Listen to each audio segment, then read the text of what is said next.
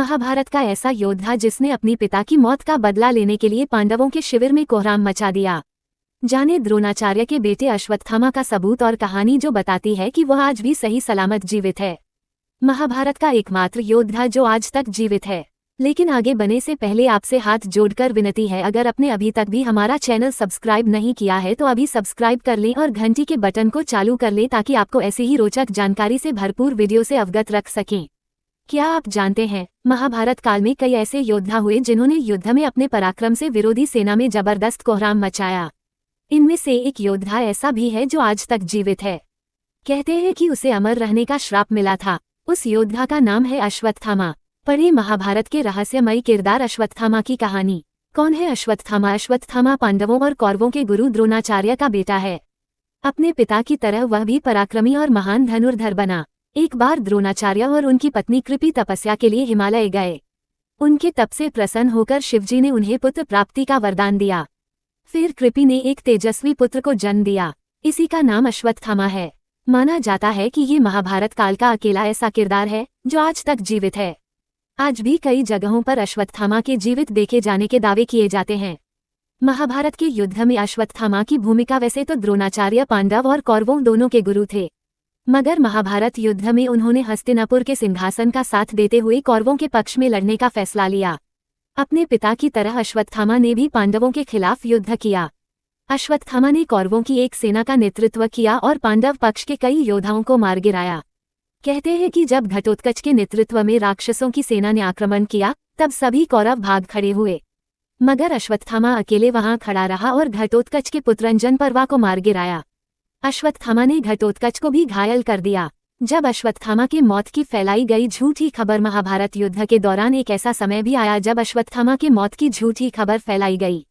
दरअसल द्रोणाचार्य का वध करने के लिए श्रीकृष्ण ने पांडवों से अश्वत्थामा की झूठी खबर फैलाने के लिए कहा। धर्मराज युधिष्ठिर ने कहा कि वे झूठ का सहारा नहीं लेंगे।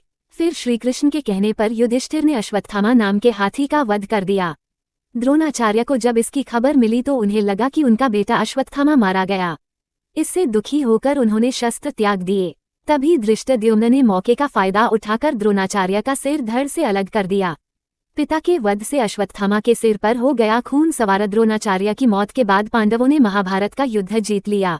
युद्ध खत्म होने के बाद पांडव अपने शिविर में जीत का जश्न मना रहे थे। दूसरी ओर अश्वत्थामा अपने पिता की मौत से बहुत दुखी हुआ। उसने बदला लेने की ठानी। अश्वत्थामा रात में पांडवों के शिविर में पहुंचा और कोहराम मचा दिया। अश्वत्थामा ने द्रौपदी के सभी पुत्रों और धृष्टद्युम्न को मार गिराया। जब अश्वत्थामा को मिला श्राप अपने सभी पुत्रों का वध होने से, द्रौपदी बिलखकर रोने लगी। अर्जुन को क्रोध आया और अश्वत्थामा के पीछे चला गया। अर्जुन अश्वत्थामा को पकड़कर द्रौपदी के सामने ले आया। द्रौपदी ने अश्वत्थामा को माफ कर दिया, मगर श्रीकृष्ण ने उसे हजारों सालों तक भटकने का श्राप दे दिया। अर्जुन ने उसे अपमानित कर शिविर से बाहर निकाल दिया। कहा जाता है कि तब से आज तक अश्वत्थामा भटक रहा है। जब अश्वत्थामा को कृष्ण और पांडवों की इस चाल का पता लगा तो वह अपना आपा खो बैठा। पांडव नहीं जानते थे गुरु द्रोणाचार्य ने अर्जुन के अलावा अश्वत्थामा को भी ब्रह्मास्त्र चलाना सिखाया था। पिता की मृत्यु से क्रोधित अश्वत्थामा ने जैसे ही नारायण शस्त्र चलाने का फैसला किया, पांडव डर गए। नारायण शस्त्र निकालते ही आसमान से पांडवों की पूरी सेना पर तीर निकल आए, लेकिन श्रीकृष्ण ने यहाँ भी पांडवों को बचा लिया। श्रीकृष्ण जानते थे कि नारायण शस्त्र का निहत्थों पर कोई असर नहीं होता है और इसका उपयोग सिर्फ एक बार किया जा सकता है। कृष्ण के इसी संदेश के कारण पांडव बच गए और अश्वत्थामा का नारायण शस्त्र बर्बाद हो गया। अश्वत्थामा को देखे जाने के दावे कई लोगों ने अश्वत्थामा को देखने का दावा किया है। कुछ लोगों का मानना है कि मध्य प्रदेश के बुरहानपुर के पास असीरगढ़ का किला है, वहीं पर अश्वत्थामा रहता है। स्थानीय लोगों का कहना है कि जो भी अश्वत्थामा को देखता है उसका दिमागी संतुलन बिगड़ जाता है। एमपी के ही जबलपुर में नर्मदा नदी के किनारे भी अश्वत्थामा के भटकने के दावे किए जाते हैं। महाभारत का युद्ध समाप्त होने के बाद अश्वत्थामा ने पांडवों से बदला लेने की योजना बनाई। अश्वत्थामा ने धृष्टद्युम्न को मार डाला।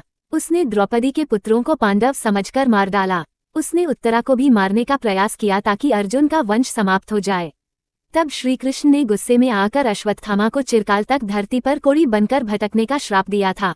कृष्ण के इसी श्राप की वजह से अश्वत्थामा अमर हो गया था और भी अधिक गहरी जानकारी आपको अगली वीडियो में मिलेगी, इसलिए अभी इस चैनल को सब्सक्राइब कर लें और घंटी के बटन को दबा लें ताकि आपको अगली वीडियो की जानकारी सबसे पहले मिल सके।